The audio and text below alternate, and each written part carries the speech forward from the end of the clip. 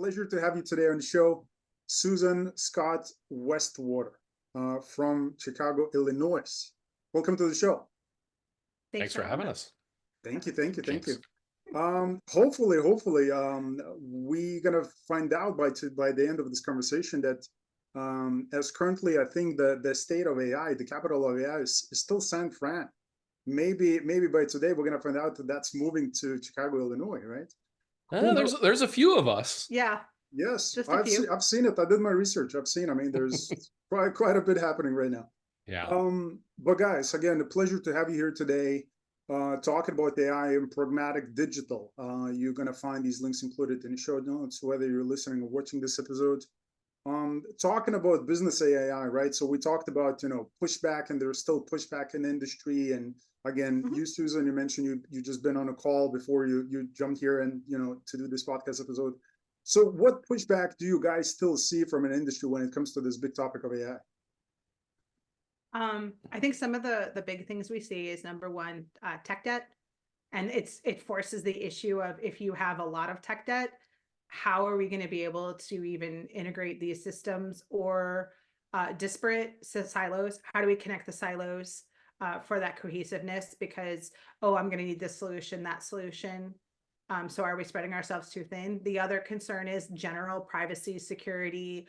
Are we dipping our feet into something, especially? And I think that's specifically if we're starting to talk about generative as opposed to classical or predictive or what you want to call the non-generative side of AI. I think I'm still hearing many terms about that. But hearing those things coming out of how do we regulate, how do we make sure that this is being done responsibly, ethically, but also I'm not sharing all my information either of my customers or that I'm feeding a large language model that now is suddenly sharing that with my competitors. There's a lot of what ifs that are out there that we just need to be aware of so we can help. So as I mentioned, a lot of times when I'm especially in first introductory calls, often it'll be a business leader who is either a product or a marketing champion who's bringing us in for technology, and then they have legal and compliance with them. Which I actually welcome, because let's just start from there, as opposed to getting to even halfway through a project or a discovery project and then finding out there's no way any of this would be okay with policy, or I'm going to have to delay by another 3 months to do that due diligence. Let's just start with it. But those are a lot of the concerns that we hear on that side. And then from a consumer side, we often also hear things along the lines of, oh, it's a robot. Oh, it's Skynet. Oh, it's listening to me, my privacy, and things along those lines. So those are also assurances. Also, it's you're cheaping out and using a robot to replace that really great service I used to get. It's not as good as it used to be. So, I mean, those are a lot of very valid questions, and kind of say, bring it, so we can help either address, dispel, or find a way through, so that we are compliant and we are delivering the best experiences possible. Yeah. So regarding that, I also have to mention, because you also guys included, before we jumped on this podcast, you also have a checklist. So if you guys want to go to pragmatic.digital/AI-readiness-checklist, which of course is included in the show notes, you can see this. It's basically, it's a form, right? So it's like a PDF, or basically to understand your company's readiness in terms of approaching and using AI tools, right? Yeah, and it's something that honestly we've taken a lot of clients through, and it's questions that we would ask, like, do you have a Sonic brand? What is your data policy? Do you have budget allocated for AI exploration? Like, do you know your customer journey? Like, there's just a lot of questions that we always ask when we first get into an engagement. And so we thought it would be a good opportunity to provide that checklist so that other marketers who are considering AI or aren't quite sure if they're ready for it, they can at least say, yes, we've done a lot of these things. We're probably ready to jump in. Or there might be some things we still want to focus on. Like, maybe we don't have a content strategy fully baked.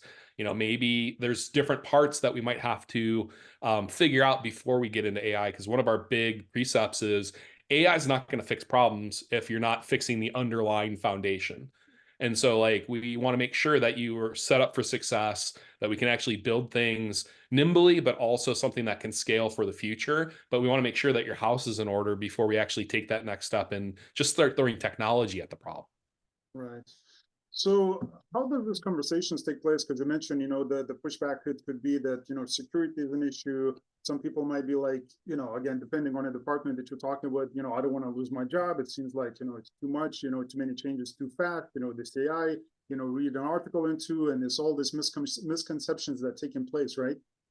So how you communicate those misconceptions, and again, because I think it could be valuable for people to hear, in terms of, because all of it is internal, right? Because if Yep. I'm a legal department, if I'm a marketing department, like every single company makes a different decision.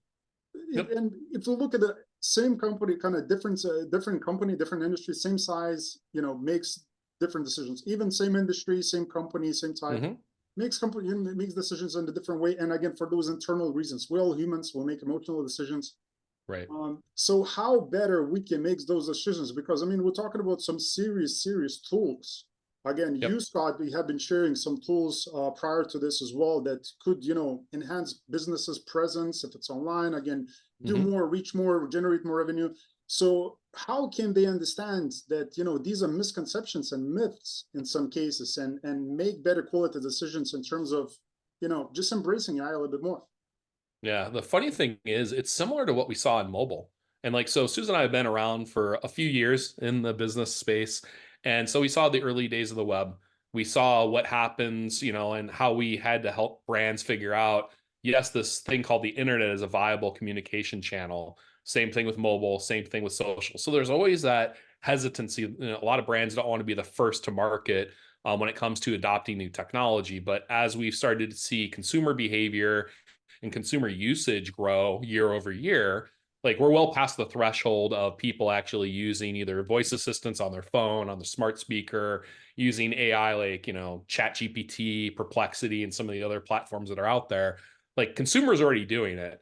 So a lot of what we spend our time doing is education and then also like workshops. So it's, here's generally what AI can do for marketing. Here's predictive, here's conversational, here's generative, here's the different flavors that are relevant to marketing. And then here's the specific cases that you can start to look at using it to either automate processes or using it for, creating conversations where you have that back and forth with your customer. So it's a lot of kind of upfront education and helping people understand so we can dispel some of those myths, and help them understand where the value is. Because just saying that the technology is cool and wouldn't be great if isn't a really compelling business case. But if you can say, what if you're able to save 30% on your call center volume by automating some of it, and then bringing it up to a human operator if we need to elevate the problem, if it's something that the AI can't handle. And Mhm. so like they see their cost savings as a huge thing because call centers are always a big cost center. Yeah. If we can handle some of the more basic questions before someone needs to call in, we've helped our customer, we've helped the bottom line, and everything's become more efficient. So not only do we do the education, but like I said, we do the workshops where we help brands and organizations figure out where could AI play? Where does generative make sense? Where does conversational make sense? Where does predictive play? And so really helping them figure out, like, here's all the different tools you have in your toolbox now. What are the most impactful ones you can start with? And then how do we start to slowly add things over time? And then ultimately helping them socialize it within the organization. Yeah, and I think the other part of it too is there is this perception that you need to start at like, when I roll this out, it's got to be the most, I need to be able to launch a rocket ship. And it's like, no, the most important thing and the best thing you can do for yourself is to, as Scott was saying, take a moment, think about the problems that you need to solve. Then understand what makes logical sense for what AI is out there now, where that AI is today, and then what the intended audience of that AI, where they're at. When you balance all of those things together, that's then how you're able to go down the path of understanding what's real. Because there is a hype cycle. I'm not going to deny it. I embrace the hype cycle because it started some great conversations. But it's also, yeah, it's not going to do that today. It will. How do we prepare the comfort level for that today so that we do dispel the, oh, you're just handing me to a robot that has no emotion or that isn't going to be able to address, and I'm just going to have to say, talk to the operator. Or worse, it's now all of these processes are automated and I have no ability to handle an exception. So those are the things that we try to look through and make sure. So a lot of it feels non-techy and a little bit boring because these are things on paper, use case exploration, all of those things we're used to doing, but then putting that lens upon it once we have a good set of requirements. And having that thought ahead of time, that I think it's definitely, measure twice, cut once. That's very much what helps keep those budgets right. And then you can have a roadmap where you are crawl, walk, run, and you have those successes to show progress, as opposed to in 18 months, I'm going to unveil this really big thing that may have been valid 18 months ago. Right. But then, somebody launched something at CES and now it's completely derailed what we are, or someone's already done that. So that's a really important part of it, is making sure that you've got those incremental steps through there. Yeah. I mean, AI is there's so many different tools. I mean, and for me, what it says that, speed to market, right? Because, and again, in the business world, that's very important, how quickly you can change and pivot and implement and tweak all these things and that you have going on internally, right? Because if you're not doing that, probably your competition is doing that or thinking about doing that, right? So, and again, the quickest way to go and again look at how we can implement, how we can grow businesses, look at the customer, right? So and you talked about again customer experiences. So that could be again, let's say online chat, right? I heard people talking about using AI bots, because again, a person is slow, right? And again, it's speed. I'm coming to the website, I want the direct access to the information, and I want it now, right? Because my attention span is. So what would you say in terms of enhancing the customer's experiences? Can you talk about a little bit more how AI come and play with that? Well, there's platforms that exist now that allow you to create a conversational experience kind of in the middle and then deploy it in multiple places. So, for instance, we were working with a local power company and we were able to deploy to Google Assistant and then easily could have put things on their website, social media like Facebook Messenger, WhatsApp, etc.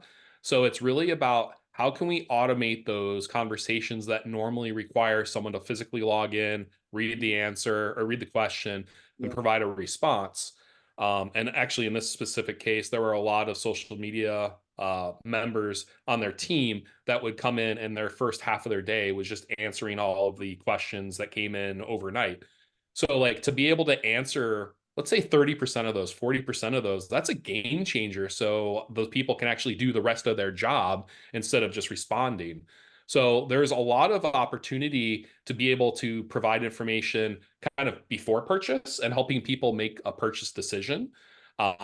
Comparison tools, product lookup tools, things like that, where you can just have a conversation.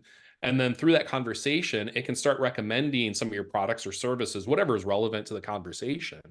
And then that can happen in social. It can happen in messenger apps. It can happen through mobile apps. There's a lot of different places that this can be deployed. And it's all in an effort to just get people the information they're looking for faster. We've done some research in the past 3 years. And when we looked at people's search behaviors, we're actually seeing a lot of people either talking into their phone or talking to a smart speaker. And we found that people want to continue that experience on a website or on a mobile app. And a lot of brands haven't provided that functionality yet. So that would be a quick way for brands to start to reinforce that consumer behavior that's already happening and extending that experience, that positive experience that their customers are already having by providing those conversational methods for them to engage. Not everyone wants to go through a website, look through navigation, read everything to try to find the answer. If they could literally ask a question and 5 seconds later, they've got what they need. So a lot of what we do, I like to joke that we're part therapist, part strategist, and a lot of times we'll go into organizations and we'll talk to sales, we'll talk to marketing, we'll talk to product, and try to uncover what the true problems that each department has, and then knowing the technology, and then also talking to their end users. here's where it actually makes the most sense and can have the biggest impact. Sometimes it's voice search and just optimizing content on the website. Sometimes it's a full-blown assistant that they need. It really depends on the specific organization. Mhm. But at the end of the day, what we're trying to do is making sure that they're creating the right solution or the right AI solution so it actually meets their business objectives, and it also, you know, provides user value as well. And a lot of it is coming down to, if we think about the simple customer journey, because obviously the minute we start talking to a specific client or a specific industry, you get a lot more steps in those service design maps and blueprints. But, you know, awareness and consideration, how do I get them the information they need? How do I answer those questions in the channels that they want? The most important thing is that when it comes to, as we talk about this truly omnichannel world we live in, it's how do I get the information they need in the format they want it? What's really helpful, and we do a lot of things with conversational and with voice, is it's much easier to speak than type. So how do I make those things possible? And then how do I then on the backside make sure it's the information I want them to have? So that is very much where that can completely through there. And it's that guidance, that's that personalization that we can bring to them if we can connect those data dots. And that's where you know, and that's where then we have to be thoughtful about how we get down this path. Yeah.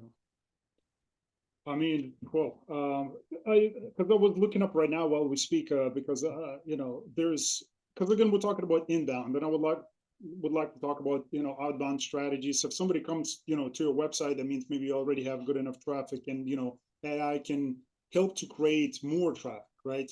More traffic, meaning that you can produce more content, quality content, and, you know, I'd love to discuss a little bit more of that. But I'm looking up the video because I wanted to just to see what year was that. But Google was talking about the AI assistant, and you talked about the voice search. And I remember, you know, the CEO of Google was showing a demo, but I don't think that was the video. I think it was even older than that, where basically was showing a demo how you know, a voice assistant can do a call for you, and they were showing an example of, you know, here it Yeah. is. Oh yeah, duplex. Yep. Yep. Yeah. So and it's great. So, and that was, let's say, 5 years before, you know, ago. So in terms of voice search, I mean, what is voice search capable right now in terms of, you know, its capabilities today? Well, on a screenless device, voice search is one question, one answer. And so really it's imperative to make sure that you're in the answer box and you've got basically the top answer for that given query.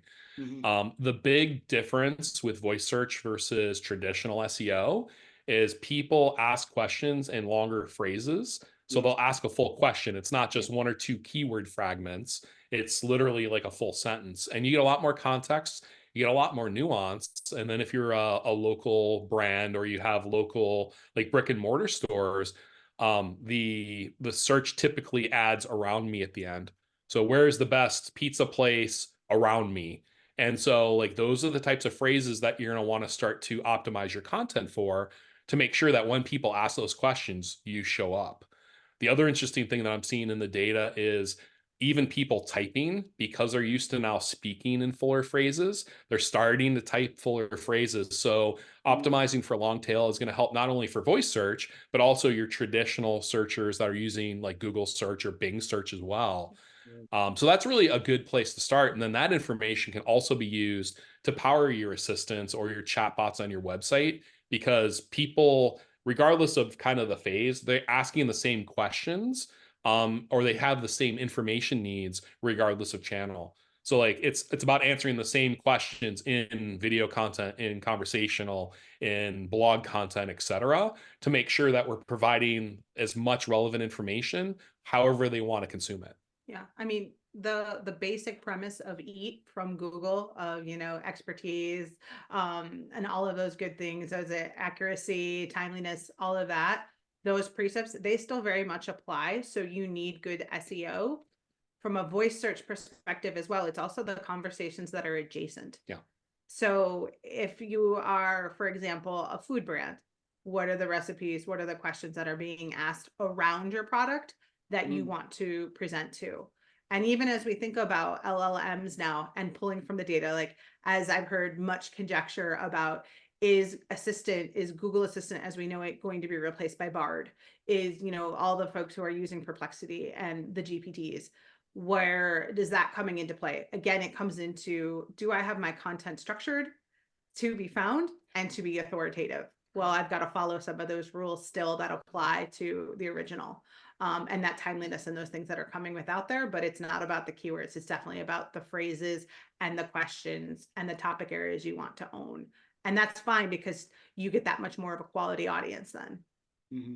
And the voice search, as far as I've been having just a few conversations with people, they emphasize that voice search is going to be a big deal in the near future, right? Well, it already is. I know Yeah. there's a stat that was floating around where 50% of searches by 2020, I think it was Wow. supposed to be via voice. I think we're getting close to 50%. We haven't actually seen like the official number, but we know based on survey data and other research that we've done that people are using their voice at the very top of funnel. They're using it for awareness. They're using it for consideration. And then they want to be able to make purchases. They want to be able to do tech support, Yep. using their voice and using conversations. So it's just a matter of kind of extracting all the content that all these brands have already created and figuring out ways to present it in a way that's appropriate for conversation. Like you don't want to have a full 2-minute soliloquy for an answer. You just want to give them 1 or 2 sentences that give them the answer. And then if you have a link to your website where they can watch a video or learn more, he could provide that too. Yeah. But it's about kind of those quick hits of information and then allowing them to go deeper if they want to. Yeah, fascinating. It just seems like, there's so many different tools, as I mentioned before, that for a new company, because again, companies are being born as we speak right now. Probably there's a couple dozen companies being registered as we speak. I can hear that, Right. a pen hitting the paper right now. So, for them, like they can get lost because we're talking about voice search and all these, they're trying to figure chat GPT just now, right? Right. Like, how is that working, and, how do you put these prompts together? And there's so much more to this game, right? But guys, you guys also help optimize for voice search, right? Yeah. Yep. Cool, Yep. cool. Yeah, absolutely. Regarding some of the issues, as again, Susan, you talked about again the legal side, and again the concerns that they have. Let's just put it like that, right? So in terms of that, in terms of privacy, transparency, privacy, because we already seen, you probably guys seen an article. It's I'm looking at the date right now. It's December 27th. We've seen an article of Microsoft suing OpenAI over the copyright infringement. You've probably seen it, right? It was in the news. Yeah. So, I mean, so what's, because that probably created a bit more pushback from companies too. Is like, oh, that's but where's the transparency, copyright issues? I mean, where's that going right now with AI as we speak today? So the interesting thing is every day it's a new day. Mm-hmm. Since that's been through, I've seen some folks say anything generated from AI should not be copyrightable. There are legal landmark cases actually that have nothing to do with actually technology, but are being used as legal precedents to say that if it is not a human involved in the ultimate creation of something, that therefore it's not copyrightable. That's easy, cut and by. Like if I do something but if I start doing human plus, that's where then I think the waters are getting a bit murky. And there's even the whole thing of what's going on with deepfakes right now, of robocalls of presidential candidates or of imagery that shouldn't be. How do we make sure that these things are legitimate? Some of the things that I've been seeing is a lot more looking back towards watermarks again. Indicators of what is official and what is not, because we know that the bad actors are not going to say, hey, I'm wrong, or hey, here's I'm going to call myself out. But what we do know is that the proper actors, those who are following, they can signpost. That's some of the discussion that's around that type of thing. The copywriting is always interesting because there's still a lot of folks who will always push that, the human creative muscle is incredibly superior to that of what we see there. Every day there's new technology that's coming out that, with the aid of the creative human muscle, will be an actually even better product or outcome. As we go down those paths, I think that's where we're starting to figure out where those policies will hit. I know in Europe, they're trying to get ahead of it. But the challenge that comes with that is, are we throwing the baby out with the bathwater? Are we limiting ourselves? So how do we make that work? The other side of that is I've actually been involved in some work through the Open Voice. They just changed their name, the Open Voice Trust Mark Initiative, where there's some courses through the Linux Foundation that are about how do I behave ethically. And it's not, here's your code of ethics. It's more of, here are the things to consider. And that's where we are right now, because one moment we think of something as being, okay, this is it. And then something funky happens and it changes and we have to think through it. So it is thinking through those considerations that help guide that policy. And that's why I'm a big proponent of having someone legal, your POV, what risks you are willing to take on and not. Let's talk about what those risks are and going from there. With copyright, I mean, I'll be honest, some of our own published work has shown up on OpenAI when you ask for certain definitions. It's a little flattering where you're like, oh, wow, that's really cool. That's my content. But then again, it's like, wait a minute, what else do they have of our whole book? Right. It's kind of one of those things of as we open things up, we'll have to bring it back from a governance perspective. The challenge that comes with it is, my fear is always that at a knee-jerk reaction, we'll go too far. And then that will hamper the good and the bad. Yep. And that's kind of the side of it that we have to look at. Yeah, we're just going to start panicking. Like it's going to be a big panic. Yeah. Which again, I do understand, because there's, it seems like some people are panicking, some people in the middle, they're just neutral, like whatever, I'm just continuing with my life. And some people are really excited. Yeah, it's funny because a lot of the people that are panicking it seems like it tends to be more creative folks in creative industries. And so in my career, like early on, I was in college before digital photography was really a thing. And we actually had a local camera store bring one of the first digital cameras, and it was like $40,000. And all the photography students were completely against it because it was going to ruin the craft. It was going to make, fake images way easier. And there were all these hosts of reasons why. And the funny thing is, if you look 5 years after, those people were shooting digital, and they're probably shooting film too. But it's kind of this knee-jerk reaction to change. And there is a lot of change with AI. I'm not going to lie. However, if you think of it as how can it help me, or how does it enhance my capabilities versus how is it going to replace me, then I think you actually have a very good chance of not only, basically just thriving when it comes to your space, because it is better. Like, you don't want to spend hours writing 30 different versions of a headline. If you can kind of hone it in, have some versions generated, and then refine from there.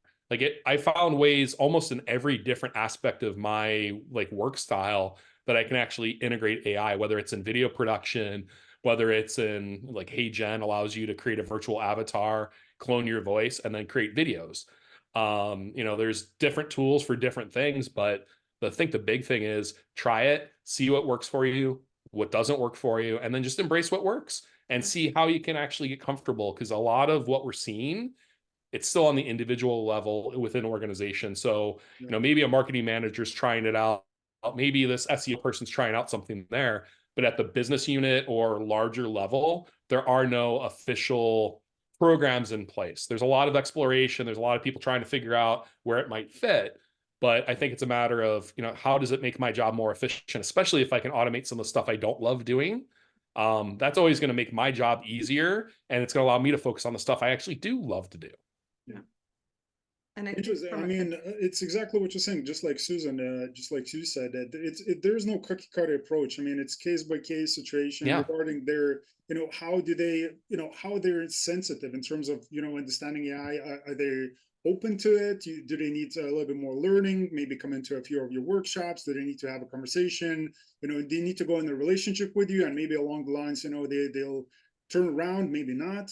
But again, in the social media, as these people, again, if they're in the social media, I assume they consume, they're also consumers just like I am, right? So you're consuming that, you're collecting all this data and the topics. Again, if you're interested in about AI, maybe the algorithm is just going to find you and going to feed you that topic, right?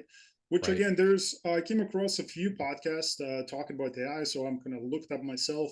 And in some of those podcasts, I've seen Peter Diamandis. You probably heard about Peter Diamandis. He's one of the founders of XPRIZE.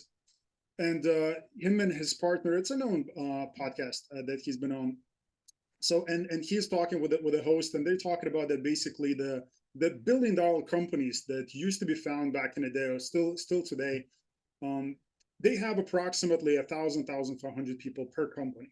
Like what we're going to see in the future because of a Gen AI, like we're going to see companies contracting to 10 members of core people, and it's going to be a billion-dollar company. Yeah. And that's also the message that we received today, right? So of course people are going to be panicking. Of course, Yeah. marketing Yeah. department is going to be panicking. They were like, "Oh my God, we're going to go from all these people going to get layoffs," right?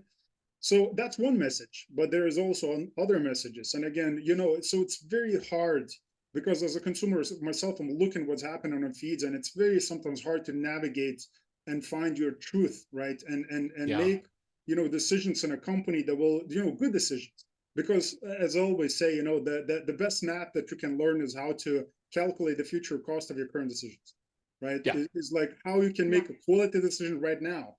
Maybe AI can help us to do that, to make those quality decisions. Yeah. Probably can. Because with AI tools, again, if we're talking about inbound, outbound, you can generate vast amount of data. And again, people lie, but data will not, Exactly. right? So can you talk about how we can use AI again to interpret the data and make some of those quality decisions internally? I think actually there's, if you forgive me, there's one thing I actually want to talk about when you talk about the loss of jobs.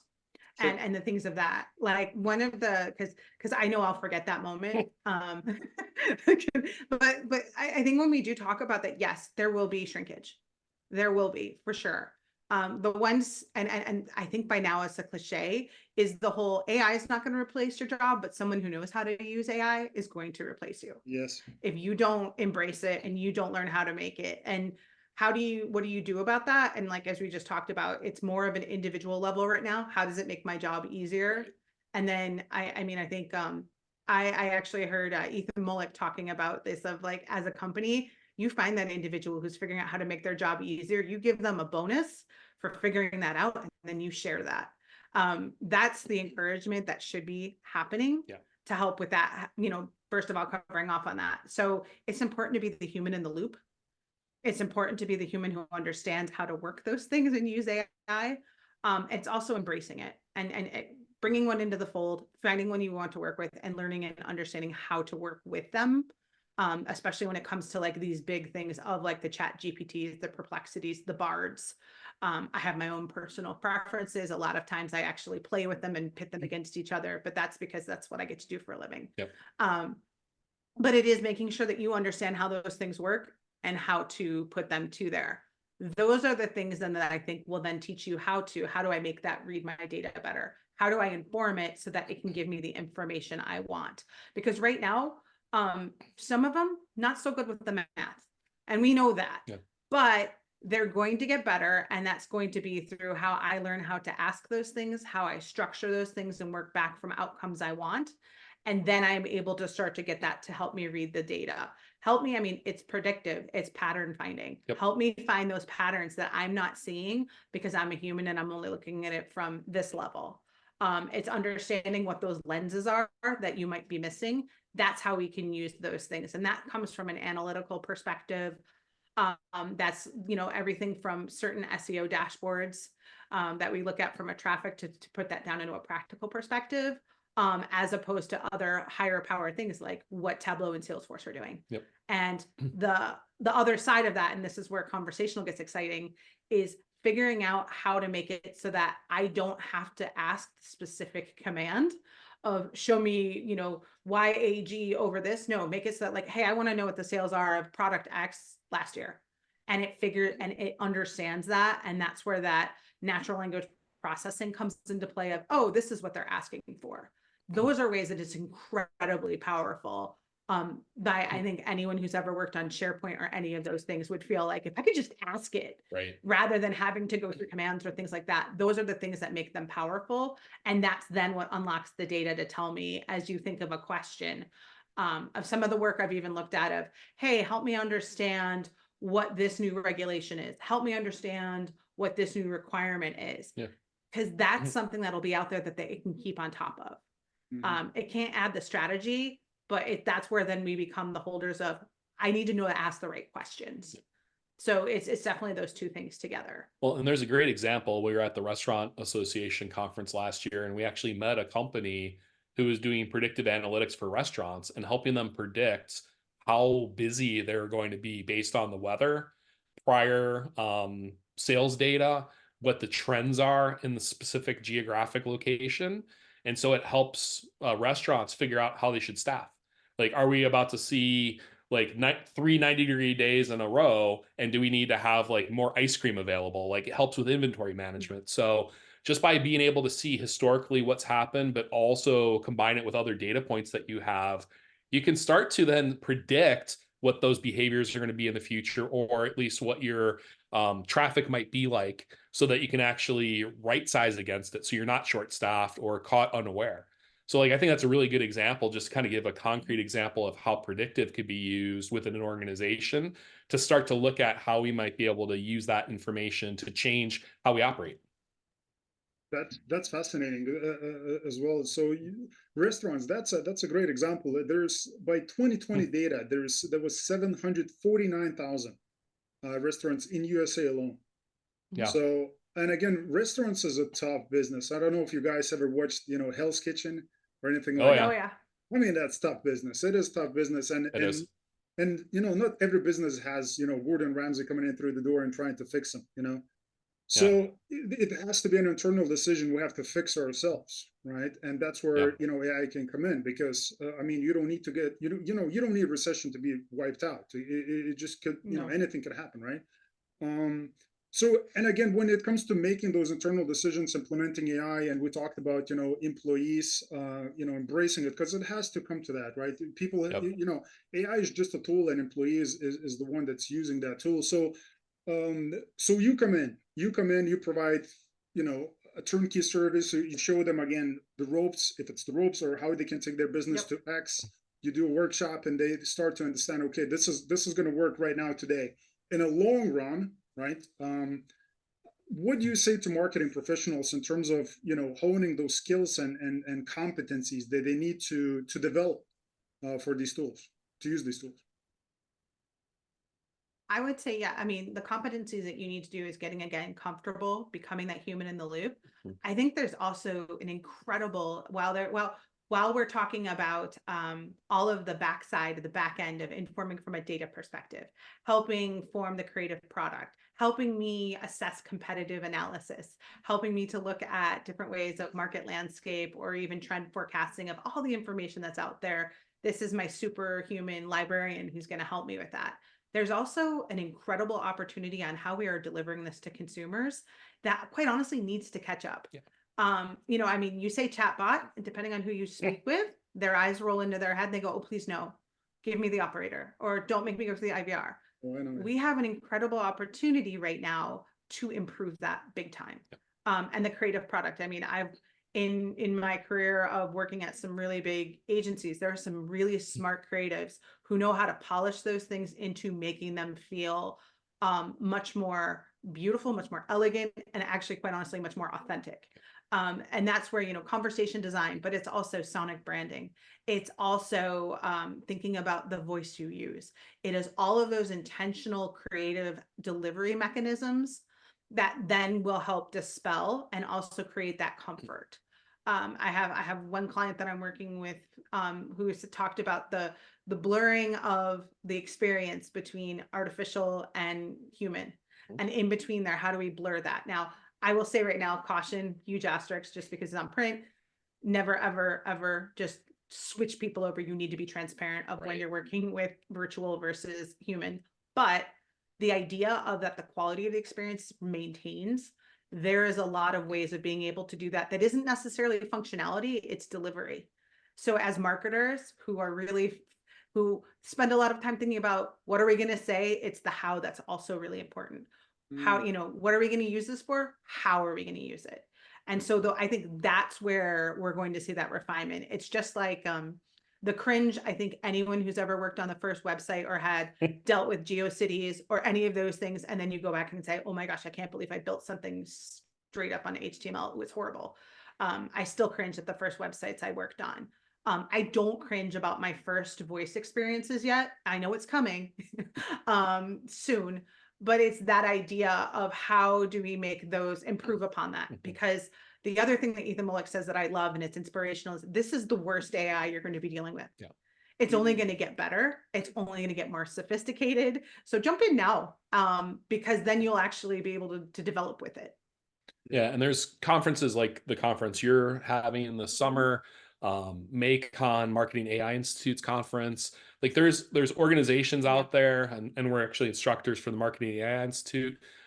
We've written 2 books, so like we try to provide as much value, but there's definitely resources now that weren't available even like a year or 2 years ago for marketers if they want to get started or get deeper. There's now resources available, and certainly there's people like ourselves who are consultants that can help. There's organizations that you can bring in. There's definitely avenues that you have at your disposal now. It's not just like 1 or 2 people within Google or Amazon that has that knowledge. There's a lot of us that have lived the AI side of things for the past 5-7 years, but also have a really robust either business or business and marketing experience.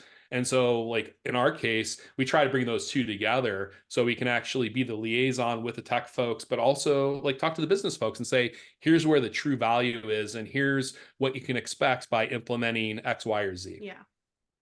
For true business folks, I mean, the only thing that matters is revenue, right? So revenue, how much is that going to help to generate revenue?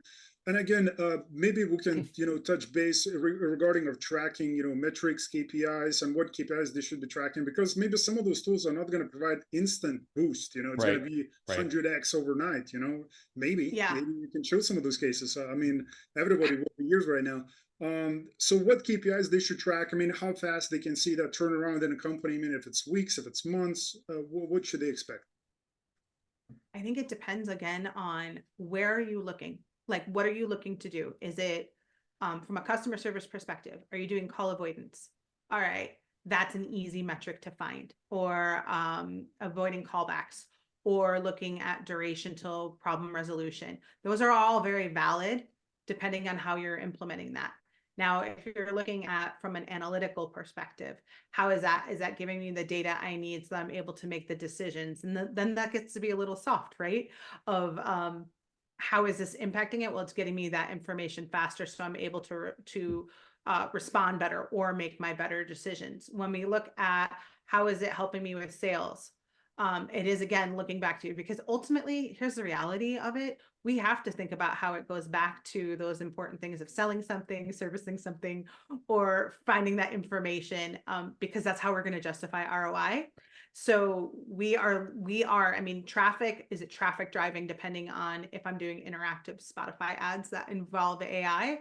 Okay, then I'm going to need to make sure that I can follow some sort of attribution. I know there's a lot of talk lately these days about attribution is a painful thing to try to solve. So maybe let's not obsess about it. But there are ways that we can at least start to get some form of attribution or directional so that we know where those things are at.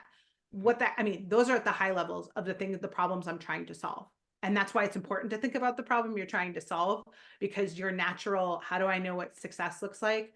Well, I'll determine that when I determine the problem I'm going to focus on. Right. But then within the AI tool itself, then you need to think about how successfully is someone navigating it? How is someone successfully adopting or even using it?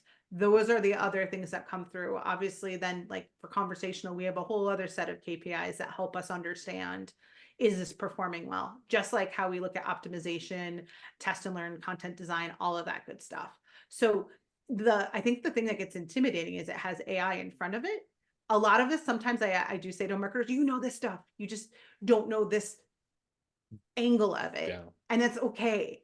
Let's go with what's the familiar and make sure that we're able to translate that so that then you do feel some sort of, there is that part where you're not learning everything all over again, and the stuff you don't know, we can teach you, or that you can get comfortable with. And I know that's almost blasphemy when you're talking new technology, because everything's supposed to be new and wild and crazy and scary, but there are familiarities. As marketers, as business people, there's stuff that you will always have to make a sale. You will always have to move a product. Yep. So that's at the end of the day, we do look at those and figure out how we ladder back to that to make sure that we actually are doing something that doesn't, as Scott said, wouldn't it be cool? No, it's isn't it cool that it moved this much product, Right. or that we were able to serve this many more customers so that our retention numbers and NPS score went up. Right. As much as I don't love NPS, it's a fact and a fact of life of something we have to live by. So. Right. Wow. I mean, I'm just trying to, absorb as much as possible because, it's such a deep topic. And I mean, I don't know if saying, scratching the surface, even fits here because it's such a big topic. Yeah. Um, but guys, I have a quick series around here for you with three simple questions. So, um, just whatever thoughts, ideas you think you have in your head from your personal perspective, I'd love to hear. So whoever, if it's Scott or Susan, I would like to take this. So what do you think the purpose of AI is in a modern world as we see today? In my opinion, it's streamlining. So how can we use this to free up humans to do things that they want to do? Is the most simple, most basic kind of concept of it. Yes, there's, the idea of how and like the big assistants and things like that. But I think the biggest utility right now is how does it save me time in my day to day, whether I'm a solopreneur, marketing manager, marketing director, whatever, like what types of things can I actually either automate or hand off completely to an AI assistant to handle, and we know it's going to reproduce the right results and things like that. So I can actually focus on the strategy, kind of the direction of the company, like where we should, pivot next, whatever I need to do as a marketing leader, like how can it help me free up that time so I have more time? Because I mean, this just as well as anyone, like there are people that are losing their jobs. People are being asked to do more with less. So like, there's people that sometimes are doing three people's jobs. So like if we could maybe remove 1.5 of those people's jobs with some AI automation, that really helps them out. On the restaurant side, they're having a lot of trouble hiring staff. And so people aren't able to answer phones and take orders. There's not enough people to be in front of like the cash register, take orders. So people are investigating how can we use humans plus AI to facilitate some of those things, or how can we use it for training? So like where is our biggest pain point and how can it help? But ultimately, in our opinion, it's about making humans' lives better, not replacing them outright. Not this whole dystopian future that you see in sci-fi. It's literally how can we work together to make me more efficient, more effective, and quite frankly, get more time in my life so I can actually enjoy hanging out with my family, friends, and do the things I want to do. Well, and do the things that humans do. Yeah. Like, ultimately it comes down to that. Exactly, indeed. So it's also interesting because we as being we marketers or again or people involved in marketing, we're looking from the marketing perspective, marketing Yep. lens, right? But again, AI, if it's modern world, I mean, it's shaping it in so many different ways, right? We talked about the space industry just before we started recording, right? So if Yeah. it's payload integrations or earth observation, that's only for space, deep space exploration missions, and then obviously on world applications then being used in marketing, medical, automotive, all these different industries, that's reshaping them in a different way that we've never seen before. It's just accelerating the growth of it. So regarding the community, because it feels like there's an AI community right now as we speak. I mean, Sure. I see that on LinkedIn all the time. There's a big community. What would you like to see in the AI community more of? I would say, so it's interesting to see because in some areas we do see a lot more diversity in the sense of, I feel like in conversational AI, there are a lot of females and different groups that are able to stand forward versus your genericized look. The one thing I hope that the AI community starts to do is stop talking to themselves. I'm going to be honest, although that will put me out of a job, that's okay. Is being able to translate and understand where some things are at from that perspective of having that empathy for not just your end user, but for the business person who has to live with these things we put together. I'm a big proponent of that, but also talking out and putting things in language. Like one of my catchphrases is wizards are for Hogwarts. Like we don't need to make this mystical. All that does is put a barrier to helping people move a mindset from why would I even want to use this to how did I live without it? Well, along that way, We have to bring them, and it doesn't matter if you're like a laggard or an early adopter, you hit that. That's what always, you have that consideration set in your brain. The more we can do to facilitate that, the more that we'll then get more ideas, more embracing, and it also will be less gatekeepy so that we get closer to meaningful AI as opposed to, kind of the superficial egotistical AI. That is like my one thing. I think the sharing of ideas is phenomenal, but that is kind of one of those things of making sure that it continues to be welcoming, especially as everything explodes. Like you said, all these companies that come up is kind of like not being like, are you an OG? It doesn't matter. Come, we're going to talk to anyone. I don't care if you're a beginner or not. As long as those people come, I will say with their, with the realization of, you know what, I'm not the expert, because none of us are the experts, but that's kind of the fun part of it. Every day you think you're an expert, then you find out 4 new technologies or 4 new things have come through, and it's like, oh, I don't, Dunning-Kruger all day long. Right. It is definitely what we live by. Yeah. Interesting. Wow. And okay, and the last question they had. So, looking at the day-to-day of work again that you do, guys, because you both, I mean, you just, you just fully embraced it, and you're just living it again. You have to, right? But pulling aside, so let's say if you step aside from your company right now and looking at from the far as an observer, right? And looking at what's happening right now, even maybe leaving Earth, right? And from space, just observing this situation, this madness that's taking place. What would you say, what AI does mean for both of you personal, on a personal level?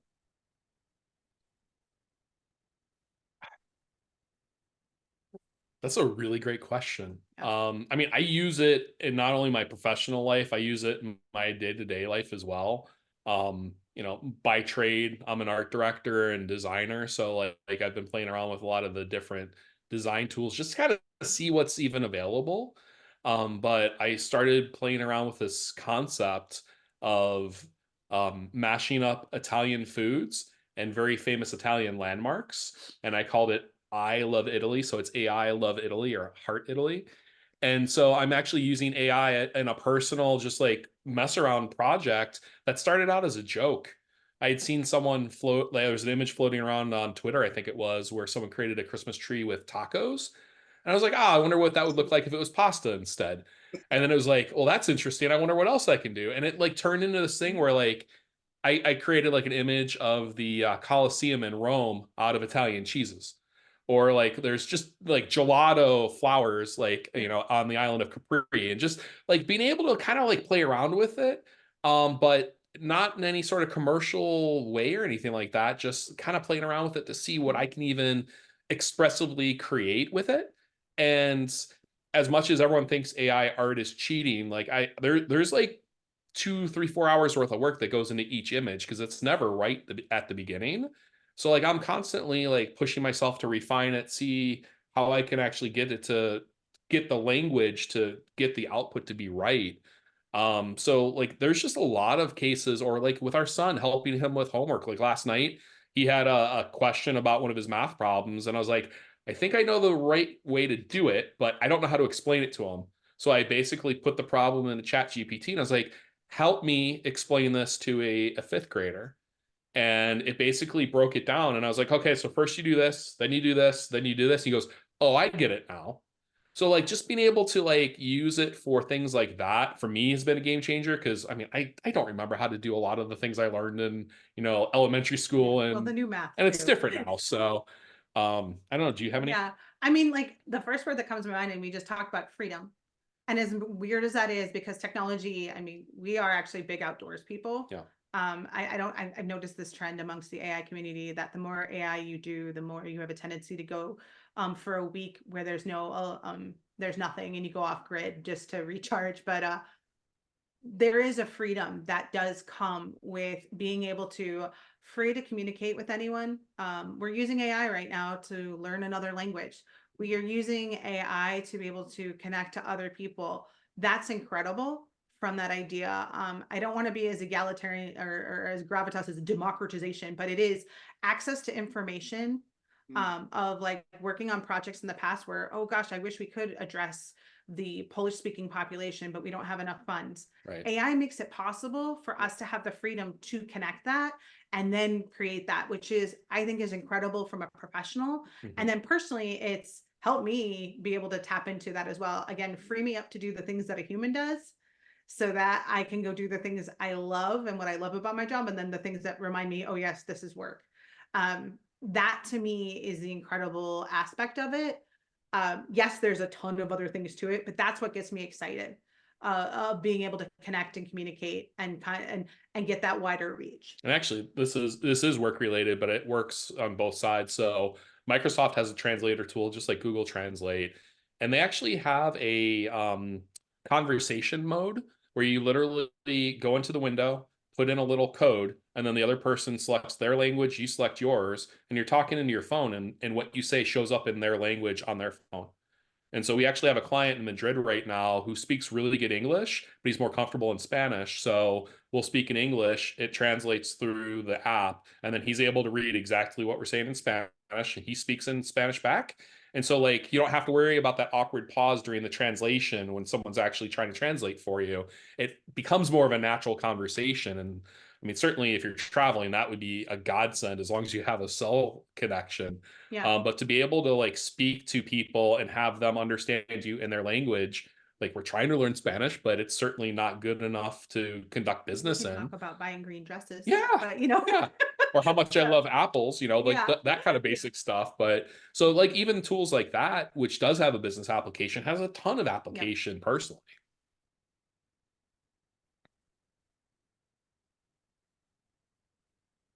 Cool. Okay, so I thought you guys broke up. So that's really interesting. I mean, just the fact that you again embraced AI on a professional level fully, Yeah. and but not on a professional level, but on a personal level fully. Also, you playing around with these tools on a day-to-day basis, and again, your family. Now you see it's running down your family Yeah. right now as well. So Yeah. it's really amazing. But I think, you know, again, just being an observer, because that's all I can comment on. Just Sure. being an observer, I'm not involved in a technology or AI, obviously. But looking at what's happening on LinkedIn right now, and you know, you probably see a lot of people proposing or suggesting, you know, you're making mistakes when using this prompt. You should use these prompts. No, these prompts are better, and whatever. There's this prompt war happening. It seems like, you Yeah. know. Oh, for sure. So, but these, it still feels like, because the potential is really infinite. It just feels like to me when it comes to AI, even using, for example, ChatGPT, right? Whatever the form that they have right now. We don't ask deep enough questions, because I think the issue is not the answers, because Chat has answers. But we don't know how to ask good questions, and I think that's where Yeah. the underlying problem is, that we don't know how to even raise a proper question to get a proper answer, right? Yeah. So, and I think again that's where these people come in, but you know, it becomes just also scratching the surface situation, that we still don't go deep enough to uncover some of those, you know, No. big issues that we're talking about today, right? Yep. Yeah. And I think that's where humans come in still, and that's where you guys come in still. Yeah. That's Yeah. where the Yeah. companies like you still, who provides Yeah. those conversations and raise some of those questions that people don't know what questions to ask yet, Yeah. right? So it's so important that there's companies out there like you, like your companies, and for people, again, pragmatic digital. So pragmatic.digital. Again, that's all included in the show notes. Go and get connected with Susan and Scott. LinkedIn, those links also included. I mean, you definitely should connect with them. Just ask them a bunch of questions. I'm sure, you know, they can answer some questions there for you, and probably even book a call or not. You do some demo calls or things like that, right? Yeah, I mean, we basically do consulting calls where we'll try to, you know, answer, you know, some questions. And then if it starts to get into a little bit deeper discussion, then, you know, we could discuss any sort of engagement. But at the end of the day, we want to make sure that regardless if people are working with us or not, we want to make sure they're doing the right things.